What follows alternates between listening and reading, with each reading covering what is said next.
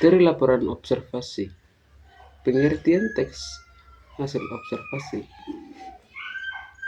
yang berisi paparan sistematis mengenai suatu objek, fenomena alam, sosial, budaya, atau peristiwa yang diamati secara langsung.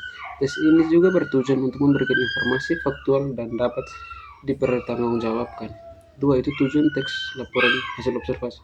Menyampaikan informasi berdasarkan pengamatan, mendokumentasikan hasil pengamatan secara ilmiah, menjelaskan karakteristik suatu objek atau fenomena, menjadi dasar dalam mengambilkan keputusan atau penelitian lebih lanjut.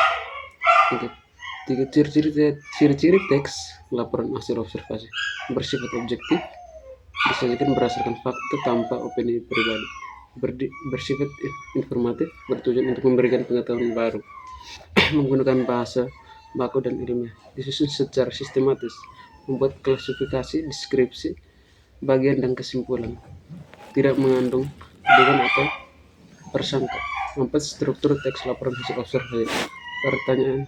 Pernyataan umum, klasifikasi awal, berisi identifikasi atau menggambarkan umum tentang objek yang diamati, deskripsi bagian, menjelaskan aspek-aspek khusus dari objek seperti ciri fisik, fungsi, manfaat, kesimpulan, menentukan hasil observasi secara singkat dan menyatakan temuan utama.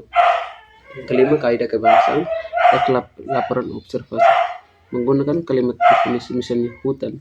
Hutan itu tropis adalah ekosistem yang memiliki curah hujan yang tinggi sepanjang tahun. Menggunakan kalimat deskripsi untuk menjelaskan bagian atau ciri objek. Menggunakan kata kerja rasional, misalnya adalah, merupakan.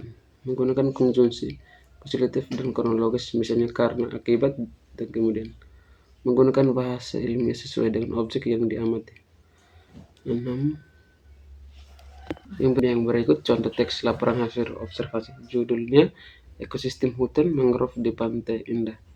Itu contohnya saya paparkan di slide berikut.